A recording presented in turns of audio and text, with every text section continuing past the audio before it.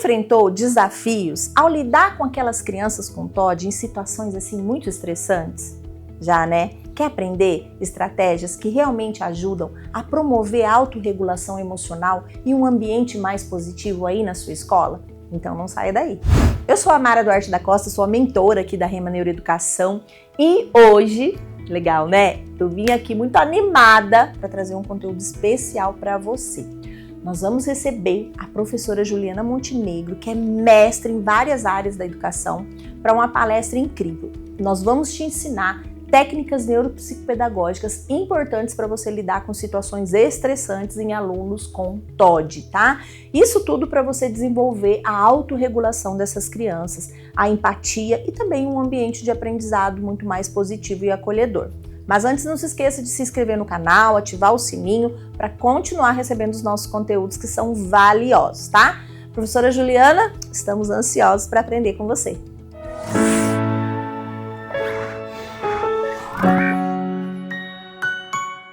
Você já imaginou, assim, você já se perguntou em algum momento aí do seu trabalho, quais estratégias podem ajudar, podem contribuir para esse aluno, né, com TOD, para ajudar no comportamento desse aluno? Você já se fez essa pergunta? Você já se pegou se questionando quais seriam, como fazer? Quais estratégias poderiam ajudar o aluno com transtorno opositor desafiador, né, a se autorregular? Você já parou para pensar que, como nós temos uma questão de neurodesenvolvimento, esse comportamento desse aluno com TOD, ele não é um comportamento aleatório? Pode ser que essa criança não esteja conseguindo se controlar. Você já parou para pensar nisso? Imagina você disponibilizar, você conseguir ter estratégias e ferramentas para ajudar esse aluno a se autorregular. Imagina esse mundo. Crianças e adolescentes, né, com um transtorno opositor desafiador podem ter comportamentos, sim, bastante difíceis de serem tratados, né, no ambiente de sala de aula e também fora dele, não é mesmo? E aí, qual é o nosso papel enquanto educador? Disponibilizar estratégias que ajudem esse aluno a lidar com isso e que melhorem esse comportamento, não é verdade? Quando a gente entende de todo um suporte neurocientífico, quando a gente compreende como que funciona o cérebro numa condição típica e nas alterações, como o TOD, por exemplo, o trabalho, a intervenção com estes alunos fica muito mais fácil. Eu não disse que vai resolver tudo, mas que vai auxiliar significativamente o trabalho do professor e ajudar esse aluno a melhorar características comportamentais que são típicas desse transtorno. Ah, com certeza isso vai. Isso eu posso garantir. Uma coisa é fato. Ao terminar esta aula aqui com vocês, você vai ter possibilidades de estratégia, tá, que vão poder ajudar o seu aluno com TOD a se autorregular. Por quê? Porque nós temos ali uma condição que interfere nessa capacidade de autorregulação. Então pensa comigo numa abordagem, numa perspectiva neuropsicopedagógica. Como ajudar esse aluno a se autorregular de modo que ele vai melhorar a condição cognitiva dele, porque, claro, se ele consegue se autorregular melhor, se ele consegue lidar melhor com essas situações que são típicas da criança com TOD, automaticamente ele também vai melhorar o rendimento dele. Não é verdade? Faz sentido isso aí para você? Imagina você ter essas estratégias, e é disso aqui que nós vamos falar, né? Nós vamos falar aqui. Bora lá, então, aprender aqui, nesta aula, técnicas neuropsicopedagógicas. Então, nós vamos falar, sim, de desenvolvimento cognitivo, nós vamos falar de funções executivas, né? Essa dificuldade que a criança com TOD tem de se autorregular, né? Esse comportamento que é tão opositor, que é tão impulsivo, muitas vezes, para você lidar com situações estressantes do aluno com TOD. Sim. esse transtorno, que é o transtorno opositor desafiador, ele vai por si só trazer aí algumas situações estressantes. Aí imagina o desgaste. Então, o que nós podemos fazer? Primeiro, bem brevemente, aqui nós vamos entender o TOD. Quanto mais nós estudamos, quanto mais nós nos formamos, mais nós conseguimos disponibilizar de práticas e ferramentas que realmente serão efetivas dentro da sala de aula e fora dela. E o que isso vai me trazer como educadora? Respostas. Eu posso dizer para vocês que ter buscado conhecimento, ter buscado especializações, ter buscado formação, me trouxe respostas. O que fazer? Como fazer? O que eu posso contribuir por aquele aluno que está passando pela minha responsabilidade durante um período? E eu vou dizer para vocês uma coisa com muita segurança. O que vai te dar isso é uma formação. A neuropsicopedagogia é uma formação muito completa, porque ela vai trabalhar o desenvolvimento cognitivo, ela vai trazer a base de neurociência, que hoje não tem como mais. Hoje nós precisamos entender. Quanto mais nós entendemos de funcionamento neurológico, de base neurocientífica, melhor nós trabalhamos. E aí toda essa angústia que às vezes permeia o trabalho do profissional da educação vai ser muito tratada né, nós vamos conseguir melhorar a nossa prática com a formação. Certo? Então vamos entender? As pessoas estão perguntando o que é TOD, o que é TOD, verdade. A gente usa tanta sigla aqui. TOD, então, é aí o transtorno opositor desafiador, certo? É um transtorno que está dentro do DSM-5, que é o Diagnóstico de Saúde Mental, que é um documento que embasa diagnóstico, né, no mundo, e ele é caracterizado por... Então, nós estamos falando de transtorno, né, gente? Nós estamos falando de uma condição patológica. Tá? Quais são as características? Comportamentos desafiadores e desobedientes. Lembre-se de que quando nós falamos de transtorno, nós estamos falando de padrão persistente, de recorrência, intensidade. Então, já há um tempo essa criança vem fazendo isso. O nível de intensidade do comportamento desafiador, da desobediência, o comportamento hostil, impulsivo, ele é um nível muito além daquilo que é esperado, né, para aquela idade, enfim. É uma criança negativista, uma criança ou adolescente, tá? E se isso não for trabalhado durante a infância e adolescência de uma maneira bastante saudável, eu tenho um adulto aí com prejuízo cognitivo e relacional bastante significativo, né? O que acontece? Dentro do transtorno de oposição, né, desse transtorno opositor desafiador, nós temos esses comportamentos são muito expressos aí na relação com a figura de autoridade. Geralmente com figuras que representam a autoridade. Por quê? A figura de autoridade, ela vai fazer esse papel ali, né, de limite, de colocar limite, de ensinar regras, e aí é que a resposta comportamental da criança ou do adolescente com TOD podem aí ser intensificadas, né? Nesse caso, pessoal, nós temos uma inabilidade, ou seja, esse aluno, essa pessoa, ela tem uma dificuldade muito significativa de autocontrolar, de se autorregular, de autorregular as emoções e os comportamentos, tá? Frequentemente ela perde a paciência. Vocês estão identificando?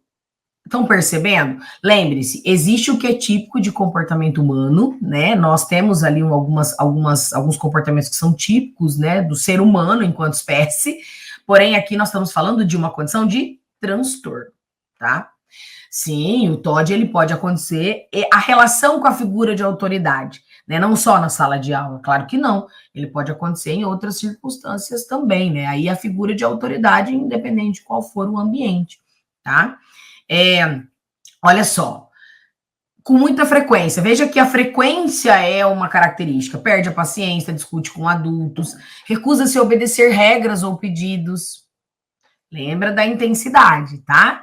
Tem uma implicância com as pessoas, se aborrece muito facilmente, tá vendo que é um conjunto de características, tá?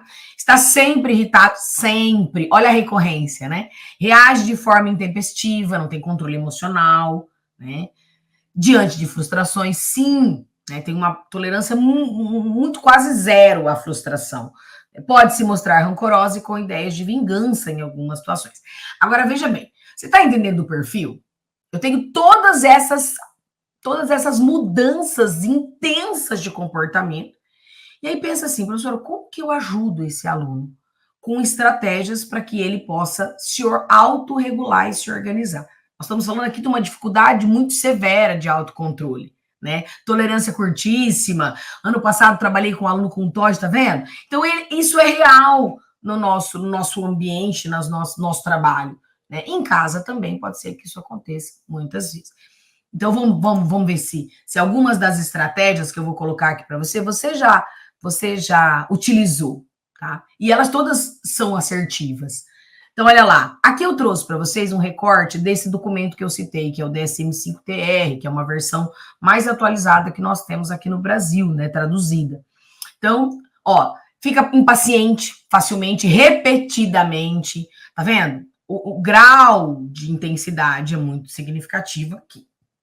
Argumenta com adultos, desafia o adulto, recusa-se veementemente a obedecer regras, aborrece, provocam as pessoas deliberadamente, sabe? E não controlam, continuam ali nesse comportamento, culpam os outros pelos seus próprios erros ou mau comportamento, tá vendo? Fica muito zangado, muito bravo, muito facilmente. Tem um limiar um limiar de controle muito pequeno, muito baixo, né? São rancorosas e vingativas, tá? Muitas crianças não possuem habilidades sociais. Ah, aqui eu já dei um spoiler. Então, se essa criança com TOD, ela tem muita dificuldade em habilidade social, então nós vamos precisar olhar para isso. Como trabalhar essas habilidades sociais? Na interação com o outro, na aceitação e respeito às regras de convivência. Então, as estratégias têm que estar envolvendo essas características, não é mesmo?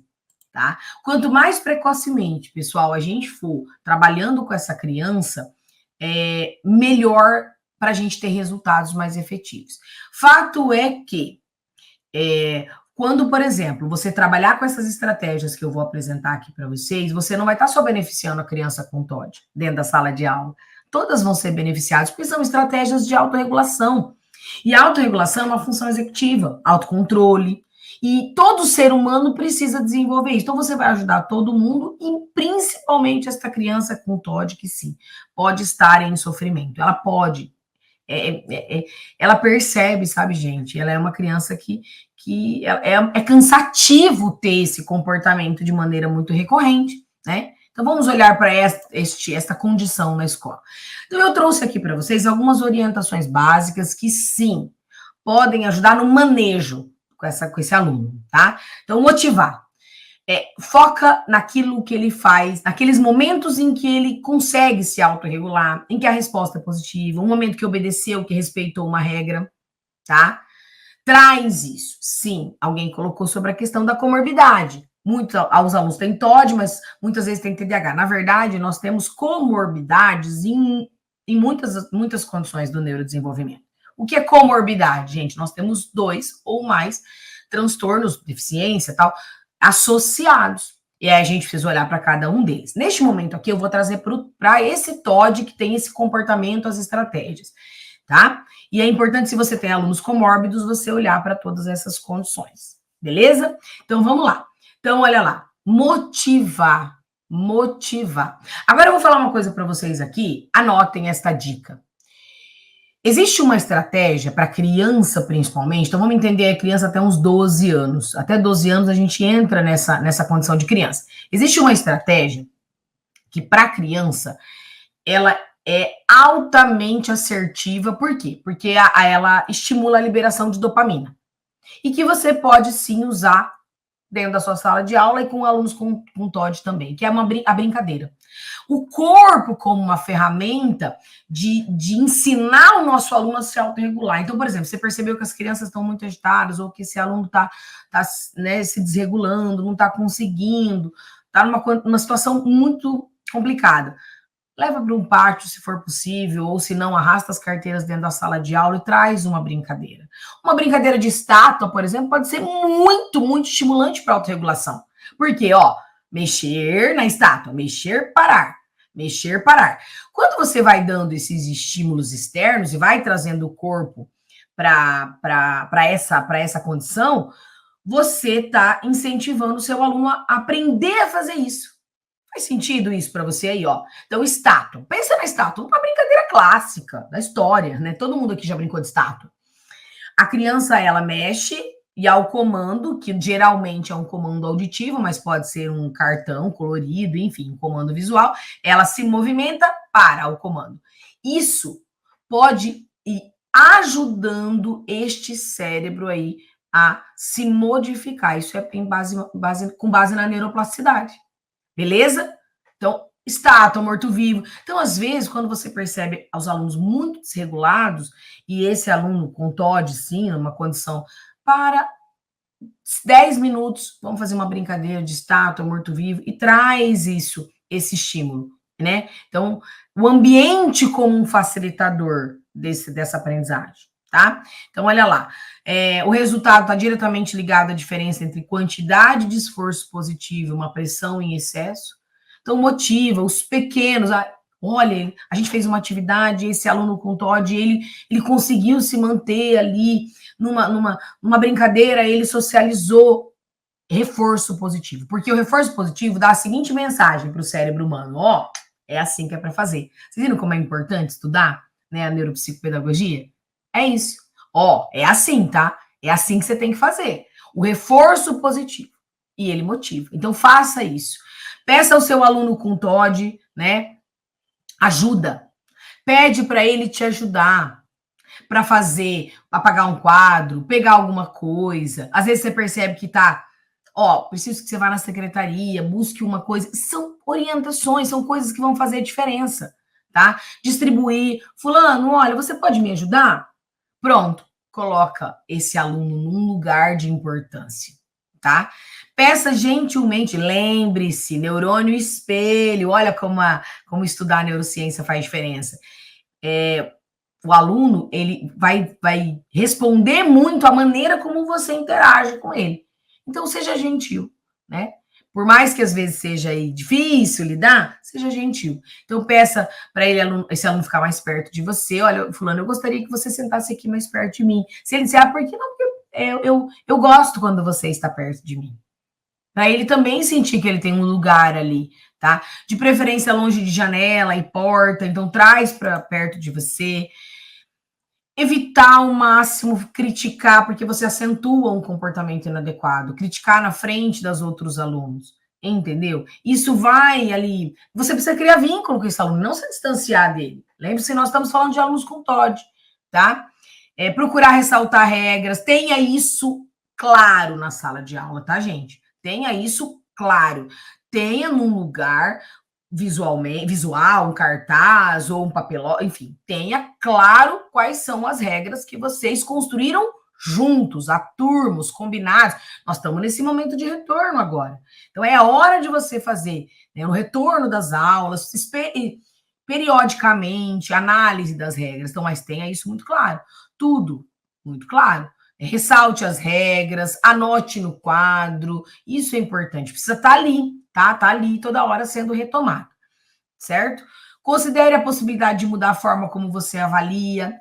Uma coisa muito legal, às vezes oralmente, porque eu ouço muito isso. Olha, o meu aluno, professora, ele fala muito bem. Porque eu não posso considerar isso. Se ele está falando sobre o conteúdo ou sobre um determinado assunto, é porque ele aprendeu. Tá vendo? Tá fazendo sentido para a galera. Então, considere isso no seu processo avaliativo, sabe? Menos questões, mais tempo para fazer. Isso pode ajudar muito esse aluno que tem tanta dificuldade aí de se autorregular. Procure tornar prazeroso. O que é prazeroso? Práticas, vivências, experiências, atividades interativas, a participação. Por quê? Atividades em dupla, vai dosando isso nas suas aulas, tá? Para justamente incentivar aí o desenvolvimento de habilidades sociais. Demonstre isso é muito legal, demonstrar percepção do resultado. Você verbalizar ou usar carimbo, mas o aluno entender que você percebeu que ele conseguiu. Isso é bom, porque a criança e o adolescente, né, pessoal, eles buscam muito a validação do adulto. Então, se você trouxer isso vai fazer muita diferença no vínculo e automaticamente no resultado. certo? Ajudar os pais, né? Tarefa da escola, são algumas estratégias, algumas dicas, tá? Ajudar os pais, mostrar para os pais o quanto essa criança tem produzido na escola. É importante também, tá? Porque às vezes só se olha o comportamento negativo, só se olha, só se enfatiza. Então vamos olhar o lado de cá também, né? Participação no controle, de anotar atividade, trazer os pais. Eu brinco, né? Às vezes eu falo assim, trazer o pai para jogo. Vamos orientar. Olha, seu filho precisa disso. Seu filho precisa disso porque o cérebro dele funciona assim, assim, assim, assim. Tá, e quando eu digo o cérebro dele funciona assim, assim, assim, assim, o que é que vai te dar esse conhecimento? Uma formação. Uma formação. É libertador. Tudo aquilo que te angustia, as dúvidas que você tem enquanto profissionais, quando você vai buscar uma formação, elas são sanadas. Elas são sanadas. Tá? E a gente se mantém ali na ativa, estudando, aprendendo, isso é importante. Só é um bom ensinante quem, antes de tudo, é um bom aprendente, tá? Olha lá, que importante isso. Eu queria que uma reflexão agora. Reflete aqui comigo. Evitar fazer reclamações do aluno ao entregá-lo para os pais na saída. Você vai deixar. Ai, mãe, olha, quem já viu ou já passou por isso? Quem aí? Já viu ou já passou por uma situação como essa? Conta, coloca aí. De ver uma colega ou alguém fazendo isso. Qualquer reclamação tem que ser feita em documento oficial. Isso expõe a criança, isso expõe. E vai reforçando. Olha que coisa, você vai ali falando. Todo dia você faz uma reclamação na porta da sala, na porta da escola, quando o pai vai buscar. Você vai reforçar algo do qual você quer se distanciar. Ou você quer que a criança continue com aqueles comportamentos inadequados? Não. Então você tem que ir pelo caminho contrário. Ao invés de você, na hora de encontrar, de ser aquilo que foi negativo naquele dia, que tecnicamente você vai ter anotado na agenda, porque esse é o canal oficial, você, quando encontrar, vai dizer aquilo que foi positivo. Você está indo no caminho contrário. Então, Mara, minha querida, se você já fez, aqui hoje você vai aprender como não fazer. Faz sentido isso? Ó, eu reforçar. O que eu quero reforçar nesse meu aluno? É isso aí. Eu quero reforçar aquilo que ele tem de bom, aquilo que ele tem de ruim, aquilo que ele tem de inadequado. E a minha fala vai ser muito importante em relação a isso. Então, isso é um básico. Eu vou para o outro lado. E pode ser que, dependendo do quanto esse aluno já esteve ali nessa condição, ele até se surpreenda quando, ao invés de você dizer uma coisa, se é uma coisa que ele fez de ruim, de ser algo que ele fez de bom. Tarefas devem ser compatíveis com as habilidades da criança. Lembre-se, pode gerar um comportamento inadequado. O reforço passo a passo, né? Até que ela vá conseguindo fazer como os demais. Trabalhar questões relacionadas a planejamento e organização de estudo, isso é importante. Rotina da segurança, porque desestabiliza, né? Quando a criança ela é enfrentada, ela é confrontada, ela se desorganiza. Se ela já sabe o que vai acontecer, isso diminui bastante comportamento inadequado, né? Intercalar aulas expositivas. Gente, esses dias eu estava lendo sobre, na neurociência, claro, a pausa, a importância da pausa. Ao invés de ir ali 1 hora direto trabalhando com conteúdo, enfim, a importância de parar 2 minutos, 3 minutos. Isso não é perda neurológica, pelo contrário, isso não é perda em aprendizagem, é ganho, tá? Então, trazer, quando possível, claro, inserir no seu planejamento é necessário atividades físicas, brincadeiras. A brincadeira é uma via de aprendizagem excelente, o corpo, o movimento corporal. Tá? Então, trazer jogos, períodos muito longos tendem a dar um cansaço muito grande. Sim, o comportamento inadequado deve ser registrado na agenda. Você deve ter com o pai um canal. E aí, o que é importante aqui? Porque daí a pessoa fala assim para mim, professora, mas os pais não anotam na agenda. Vamos criar uma rotina também. Então, você vai fazer o seguinte, no começo, você encontra e fala, olha, pai, tem um recadinho na agenda, depois o senhor dá um vestinho lá para mim, por favor? Ponto. Até que isso seja um hábito. E na reunião de pais, no momento com essa família, também dizer, olha, a nossa estratégia vai ser essa, tá? É bom essa clareza. Evitar correr. Eu acho isso aqui legal também. Isso aqui foi uma discussão aí, né? Por que da caneta vermelha? Porque a cor, ela vai ela causa uma sensação. Vocês sabem disso, é neurológico, é com base da psicologia das cores, da neurociência cognitiva. o uso da cor, associar cores a emoções. Então, você usa roxo, usa verde, até um cor-de-rosa. Então, usar canetas de cores diferentes, até para esse contato do aluno com a sua avaliação e as correções que são feitas. Tá? Isso é importante. Criar momentos de descontração, claro, a gente está falando de situações estressantes. Então, aqui pode caber muito legal atividades de respiração, corrigir a avaliação com lápis, deixa muito claro e não mostra ali o que a criança acertou e errou com evidência, né? Então, a gente tem que corrigir a caneta. É fazer correção isso aqui, tá? Então, criar um momento de descontração. Se nós estamos falando de situações estressantes, eu trago um estímulo antagônico, eu trago algo mais descontraído, mais divertido. Posso utilizar a música é um excelente recurso para poder ativar áreas do cérebro humano, tá? Ajuda na socialização. Então, tenha esses momentos que oportunizem aí brincar para aliviar o estresse, né? Compreenda que a criança não tem controle. Lembra que eu falei? É um problema de autorregulação, tem uma questão de autocontrole, né? Elas estão tão assustadas quanto todos os envolvidos. Então, se ela estiver numa situação ali muito severa, uma condição de crise, lembre-se, ela também está, assim como você, né? Então, vamos tentar ir ajudando ela a melhorar essa capacidade de autorregulação. É importante comunicar via agenda, né, esses comportamentos, comunicar os comportamentos positivos também, tá? Cuidado para não dar ênfase naquilo do qual você quer minimizar. Quanto mais você enfatizar o comportamento inadequado, principalmente para a criança, maior a chance disso se intensificar. Então, sim, o pai precisa estar ciente do comportamento, tá? Inadequado, mas também daquilo que é positivo, isso é importante. Nós estamos falando de neuropsicopedagogia, certo? Certo. Nós estamos falando de funções executivas, porque eu estou falando de uma dificuldade significativa de se autorregular, de se controlar. Porque veja bem, pensa comigo, alguém te provocou, o que você faz? Não, eu não vou fazer nada, eu não vou fazer nada. Não é? Cada um tem a sua estratégia. Conta aí pra mim, o que você faz quando você tá, vem, o sangue vem, o negócio vem aqui, você tá saindo fumacinha. O que você faz? Eu paro, respiro, eu tenho uma respiração de yoga, né? Eu faço yoga, então eu tenho umas respirações de yoga para fazer, tem uma respiração. Com a criança é bom você dar uma ferramenta para ela aprender a respirar, então os pequenininhos, cheira a florzinha, apaga a velhinha, para trazer isso, conta até 10. Conta para mim aí. Cheiro a rosa e sopra a vela, acabei de fazer, respiro fundo. Tem gente que dá uns pulos, se for possível, tem gente que dá uns gritos. Precisa. Se nós adultos precisamos, e já temos aí toda uma condição neurológica amadurecida, imagina a criança. Lá, saio de perto e vou tomar um café. Tá vendo que estratégico? Depende, professora, depende da situação, depende dos envolvidos, concordo. Agora, nós, independente de qual seja a situação, nós usamos estratégias para nos autorregular. E nós somos adultos. Não é verdade?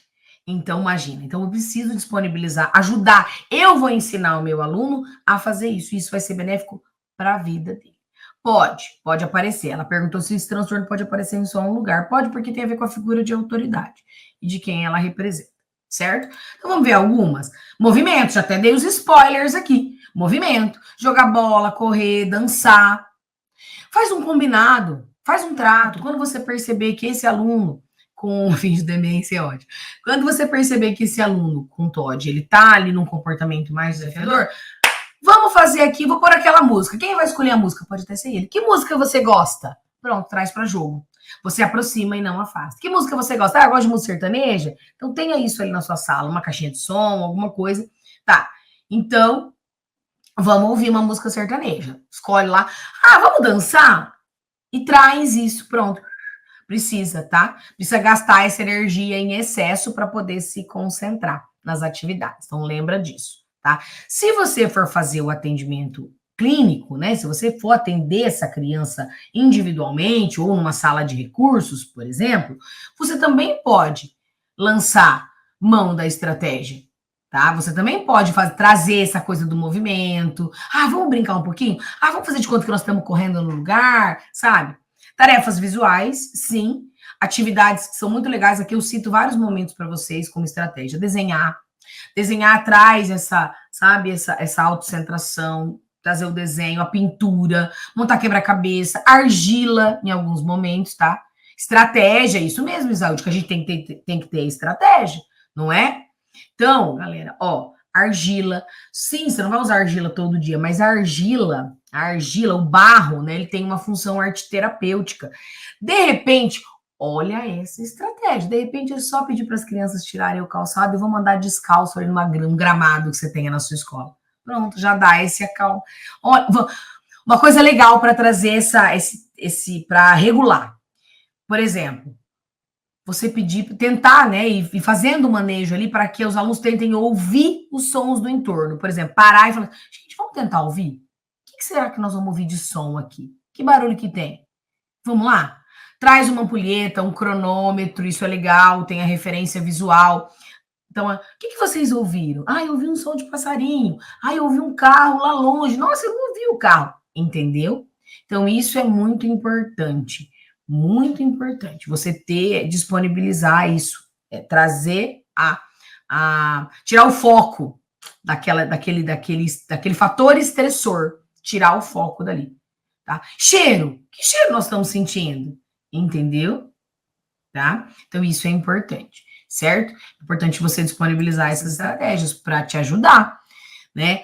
Música, sempre. Ai, gente, olha, a música é uma das ferramentas, é um dos estímulos que mais mobilizam, ativam áreas cerebrais.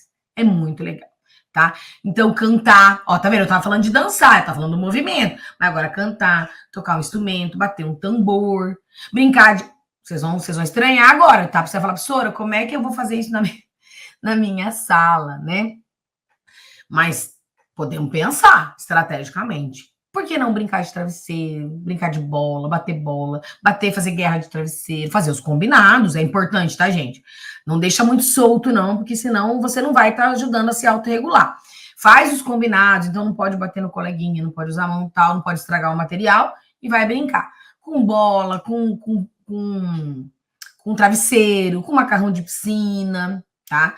Os adolescentes, gente, a adolescência realmente é uma fase mais peculiar, mas precisa encontrar.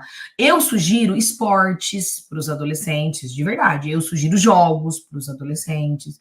Eu sugiro práticas que vão oferecer realmente essa condição, tá? Uma coisa que ajuda muito e que na neuropsicopedagogia você vai aprender muito com este tipo de estímulo são jogos.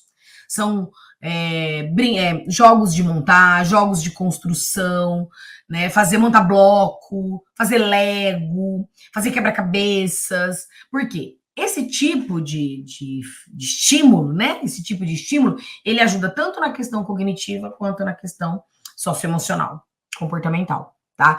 Vai ajudar muito. Então, você vai ter que ter atividades, jogos, esses jogos de caixa, jogos de tabuleiro, as torres eu trouxe aqui, tá? Então, precisa ter, tá? Traz ali para o seu cotidiano coisas para montar. Tem até uma coisa legal para você fazer. Quem tem educação infantil, acho que até o primeiro ano essa estratégia funciona muito bacana. Que é fazer tijolinhos com caixinha de leite. Né? Pega a caixinha de leite, enche com papel amassado, embrulha ela, embala ela e faz um tijolinho. E aí cada aluno, sei lá, você tem 20 alunos, cada aluno traz 5 caixinhas de leite. Você tem 100 caixinhas de leite. Sabe? Só para os alunos empilharem. Dica: empilhou, deixa destruir. Sempre com os prévios combinados, tá bom? Não pode jogar no coleguinha, essas coisas, tá? Projetos hands-on, mão na massa, é o tal da cultura maker. Então vamos cozinhar, vamos construir. Gente, eu vou dizer uma coisa para vocês. Muito mais válido as práticas pedagógicas interativas para o desenvolvimento de habilidade do que atividades, somente aulas expositivas e de material impresso, tá bom? Muito mais. Ah, professora, mas lá na minha escola eu não posso fazer isso. Ah, mas aí eu vou te falar. Quando você tem conhecimento, quando você faz uma especialização, você tem argumento para chegar no seu coordenador e dizer, olha, lá na pós eu estudei isso, vamos tentar implantar? Imagina você. Porque hoje você faz Porque às vezes você não tem este networking para poder enfrentar, para poder justificar, para poder argumentar. Agora, se você estudar, você vai ter.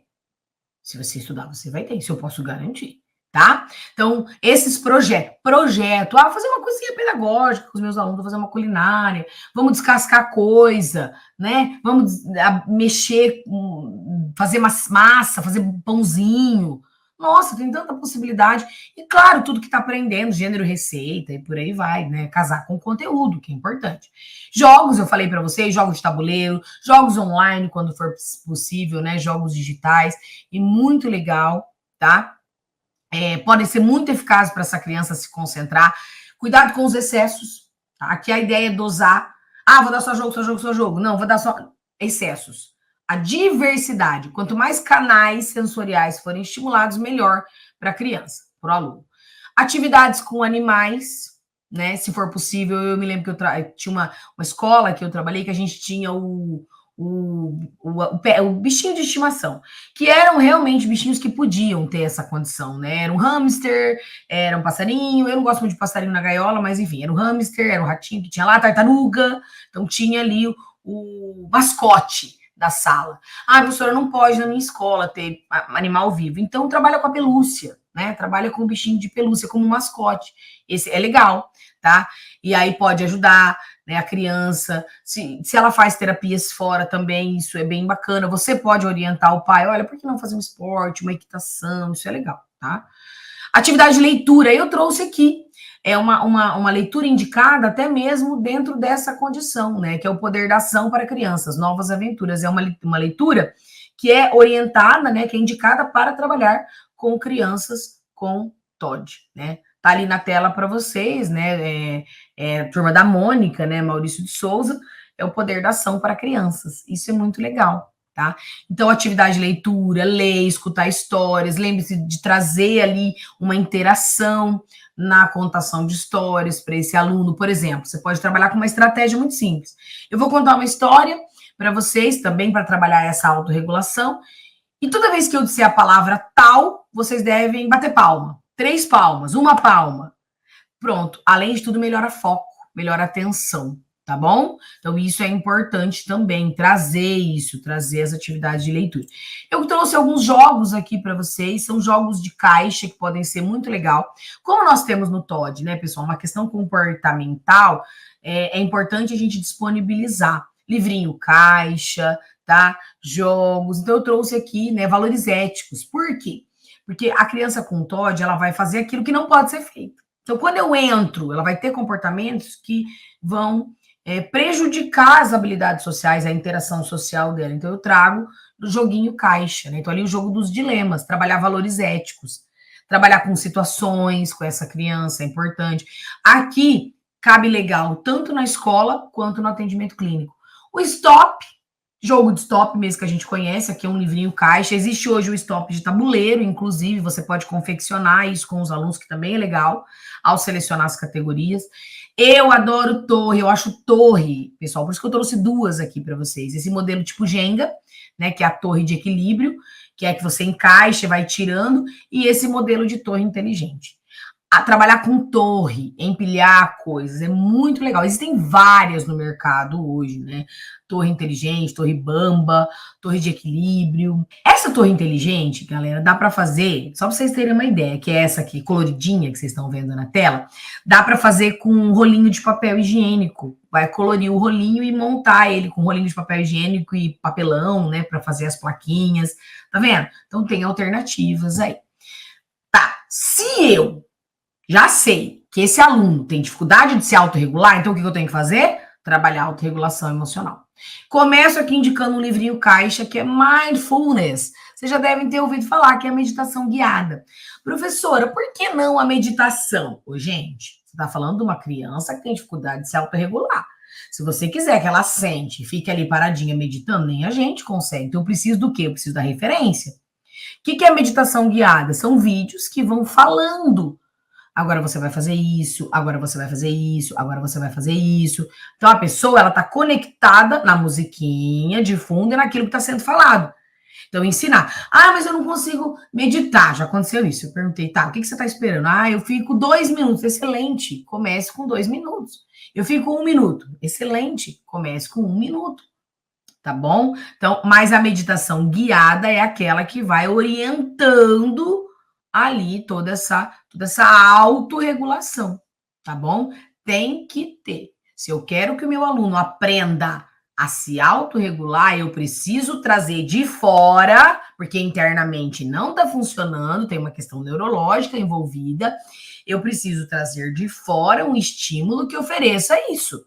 Beleza? Faz sentido para você? Isso aqui pode ser utilizado na clínica, pode ser utilizado na escola, pode ser utilizado em casa, atividade. Tem até um vídeo disponível aí nos canais de banco de vídeos, que é um peixinho. Quem já viu? Que é um peixinho, tá dentro do mar, ele é um peixinho. Eu esqueci o nome do peixe, tá, gente? Mas é aquele, o peixinho, ele sobe e infla, então você inspira, tá? Aí ele murcha e desce, exala o ar, sempre pelo nariz, porque a boca deixa ofegante. Inspira, o peixinho expande, exala o peixinho. Então, isso é guiado, tá? Tem uma referência para a criança se conectar, tá? Meditação guiada, exercício de respiração, dá certo com criança, adolescente, adulto. Criança muito pequena tem mais dificuldade disso, tá? Mas dá certo. Aí usa cheira-flor e apaga-vela.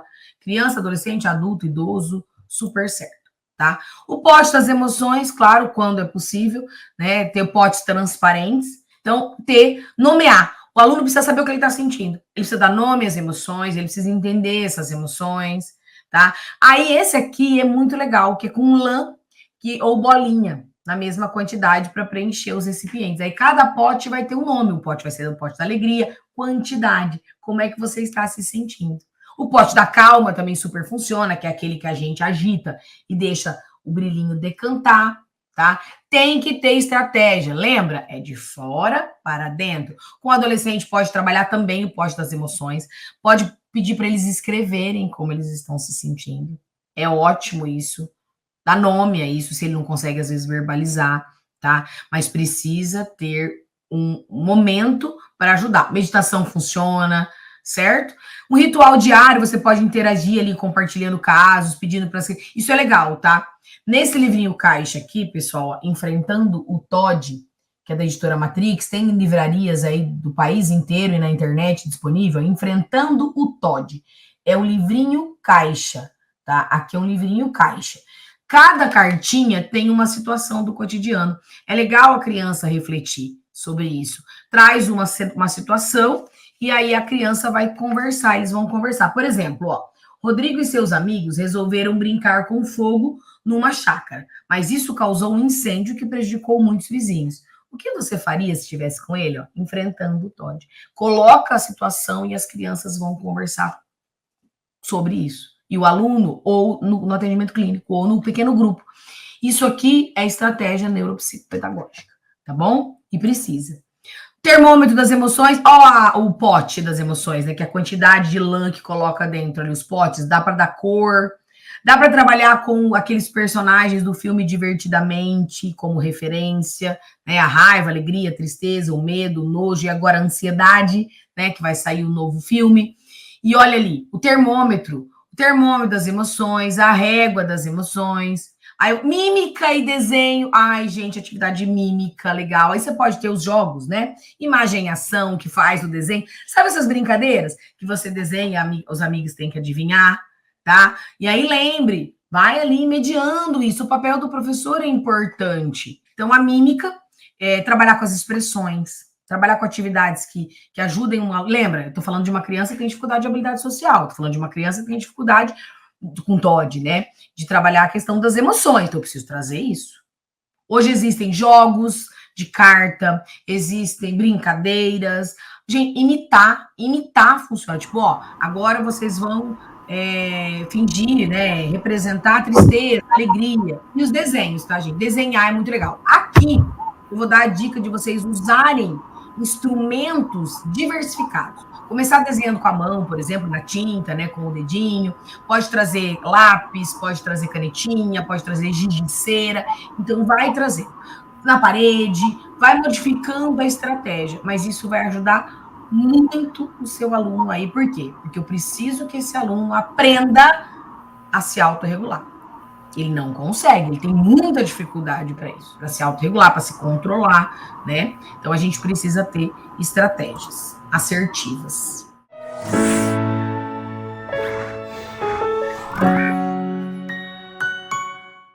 Obrigado por assistir até o final. E se você gostou desse vídeo, então não se esqueça de curtir e compartilhar com seus amigos. Isso ajuda muito a gente a disseminar o conhecimento para muito mais pessoas. E se ficou alguma dúvida ou sugestão, pode deixar aqui embaixo nos comentários que teremos o maior prazer em responder. Eu adoro quando vocês contam as histórias de vocês em sala de aula, porque isso enriquece muito a discussão. E aqui na Rema, o conhecimento não tem fim. Quer saber mais? Clique aqui no vídeo que está aparecendo na sua tela para aprender ainda mais. Até a próxima!